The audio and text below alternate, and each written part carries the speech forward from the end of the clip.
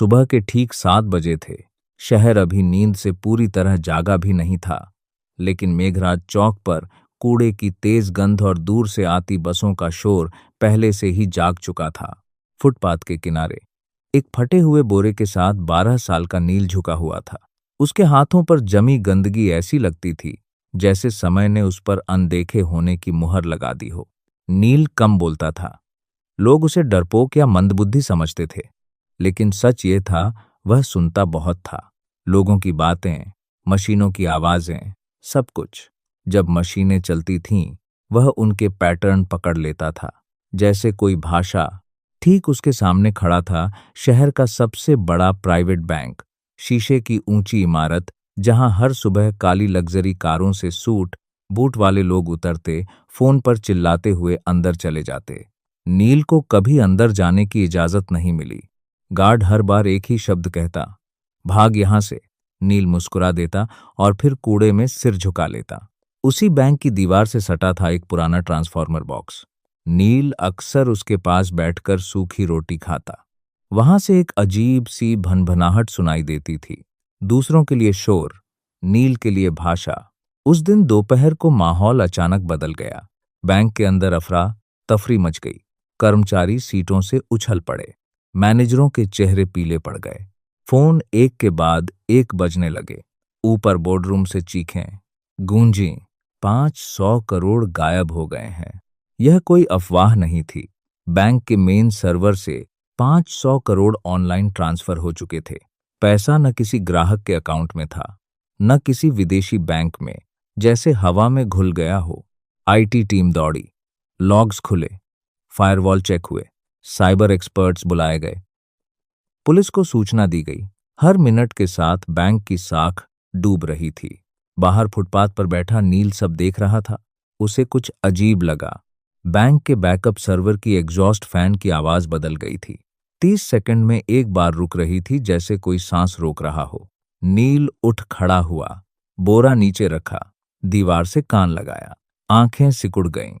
यह चोरी नहीं है, वह बुदबुदाया। यह रूट रीडायरेक्शन है। उसे अपनी माँ याद आई। माँ, जो कभी इसी बैंक में क्लीनर थी, एक रात एक्सीडेंट में चली गई। उसके बाद नील सड़क पर आ गया। माँ के पास एक पुराना कीपैड फोन था। उसमें नंबर नहीं, पैटर्न थे। नील ने जेब से मुड़ा, तड़ा कागज निकाला, उस पर खुद के बनाए निशान। बैंक के अंदर घबराहट चरम पर थी। बाहर एक कूड़ा बीनने वाला लड़का खड़ा था, जिसकी नजरें शीशे के पार सर्वर रूम तक जा रही थीं। नील ने गहरी सांस ली। अगर अब नहीं बताया तो पैसा हमेशा के लिए चला जाएगा।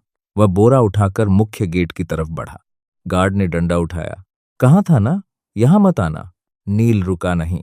पहली बार सीधे आंखों में देखकर बोला, साहब, जो पैसा गया है वह अभी भी इसी बैंक में है।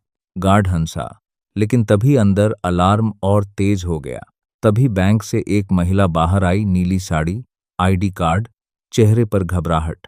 वह थी senior operations manager Radhika Mehta. उसकी नजर नील पर पड़ी। क्या कहा तुमने? गार्ड बोला, मैडम, यह कूड़ा बीनने वाला है, झूठ बोल रहा है। नील ने सिर झुकाया, फिर धीरे से बोला, मैडम, पैसा बाहर नहीं गया। सिस्टम ने खुद रास्ता बदला है। अगर अभी कुछ नहीं किया तो 3 घंटे बाद पैसा अपने आप मिट जाएगा। यह ट्रैप है। राधिका का दिल धक से रह गया। तुम्हें कैसे पता? नील ने दीवार की तरफ इशारा किया। आपके बैकअप सर्वर का फैन 30 सेकंड में रुक रहा है। ऐसा लोड जानबूझकर घुमाया जाता है। राधिका ने एक पल सोचा। अंदर आईटी हेड चिल्ला रहा था। पुलिस रास्ते में थी। मीडिया को भनक लगने वाली थी। उसने गार्ड से कहा, इसे अंदर आने दो। नील पहली बार बैंक के अंदर गया। एसी की ठंडी हवा से सिहर गया। फर्श इतना चमकदार कि उसमें अपना गंदा चेहरा देखकर झिझक हुई। लोग घूर रहे थे। कोई फुसफुसाया, यह बच्चा क्या करेगा? राधिका उसे आईटी फ्लोर पर ले गई। वहां लाल लाइनें स्क्रीन पर दौड़ रही थीं। आईटी हेड गुस्से में, मैडम, समय नहीं है, यह मजाक नहीं। नील ने स्क्रीन देखी और तुरंत बोला, आप गलत लॉक देख रहे हैं। असली रास्ता छुपाया गया है। सन्नाटा छा गया। नील ने टाइम स्टैम्प की तरफ इशारा किया। हर ट्रांजैक्शन से 1 सेकंड पहले टाइम पीछे जा रहा है। यह मैनुअल नहीं हो सकता। आईटी हेड झुककर देखा। चेहरा बदल गया। नील बोला, जिसने यह किया उसने पैसा चुराया नहीं, बैंक को खुद से लड़ने पर मजबूर कर दिया। राधिका की आवाज कांपी, तो पैसा वापस आ सकता है? नील ने सांस ली। आ सकता है, लेकिन देर हुई तो नहीं। घड़ी की टिक टिक तेज हो गई। नील बोला, मुझे एक कंप्यूटर चाहिए, इंटरनेट नहीं, सिर्फ लोकल एक्सेस। कमरे में सन्नाटा। सबकी नजरें एक कूड़ा बीनने वाले लड़के पर। नील खड़ा रहा, कीबोर्ड छुआ जैसे पुराना दोस्त हो। उंगलियां गंदी थीं, लेकिन झिझक नहीं। स्क्रीन पर मैप खुला, डाटा के बहाव का नक्शा। नील ने उंगली रखी। यहीं फंसा है पैसा। यह अकाउंट नहीं, सिस्टम ने खुद का खाली कमरा बनाया है। आईटी हेड, ऐसा फीचर तो डॉक्यूमेंटेड नहीं है। नील मुस्कुराया, यह फीचर नहीं, मशीन का डर है। स्क्रीन पर वार्निंग, डाटा कोलैप्स इन 17 मिनट्स। तनाव चरम पर। नील ने छोटे ट्रांजैक्शंस का क्रम डाला, 10, 50, 200। टीम हड़बड़ाई, यह सिस्टम स्लो कर देगा। नील शांत नहीं, इससे सिस्टम को भरोसा आएगा। मशीनें ताकत पर नहीं, पैटर्न पर चलती हैं। सबसे सच्चा पैटर्न, छोटे लोगों का पैसा। स्क्रीन पर ट्रस्ट इंडेक्स बढ़ने लगा। बीप सुनाई दी। पैसा लौटने लगा। 10 करोड़, 25, 68। तभी स्क्रीन लाल। System conflict. नील रुका। जिसने किया उसे पता चल गया। लॉग से नाम उभरा, बैंक का डिप्टी टेक्नोलॉजी डायरेक्टर। अंदर से ही रास्ता खोला गया था। घड़ी पर 4 मिनट बाकी।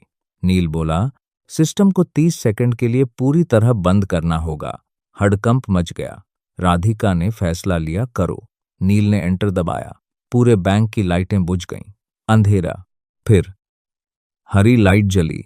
सिस्टम वापस। पैसा लौट रहा था। 100, 250, 400, आखिरी 500 करोड़। रिकनसाइल्ड। कमरे में सन्नाटा। कोई ताली नहीं। सब नील को देख रहे थे।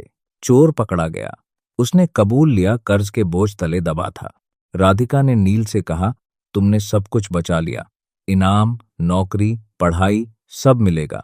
नील ने मुस्कुराकर कहा, अगर कुछ देना है तो बाहर जो बच्चे कूड़ा बीनते हैं उनके लिए सिस्टम बनाइए जो उन्हें अनदेखा न करे। वह बाहर निकल गया। वही फटा बोरा, वही गंदे हाथ, लेकिन अब दीवारें उसे देख रही थीं। अगले दिन खबर फैल गई। सोशल मीडिया पर सवाल, हमने कितने नील को अनदेखा किया। बैंक ने एक छोटा प्रोग्राम शुरू किया। सड़क के बच्चों को मशीनों के पास बैठने दिया। उन्हें हटाया नहीं, सुना गया। नील अब रोज आता, बोरे की जगह कॉपी। शहर ने पहली बार उसका नाम ठीक से बोला, नील। और यही नाम अब सिस्टम में दर्ज था। अनदेखा नहीं जरूरी। दोस्तों, यह कहानी सिर्फ 500 करोड़ की नहीं, यह उस अनदेखे पैटर्न की है जो हर मशीन, हर सिस्टम, हर समाज में छुपा होता है। जो सुनता है वही बदलाव लाता है। अगर यह कहानी छू गई हो तो लाइक जरूर करें, सब्सक्राइब करें ऐसी ही दिल को छूने वाली कहानियों के लिए, और कमेंट में बताइए आप किस शहर या गांव से सुन रहे हैं।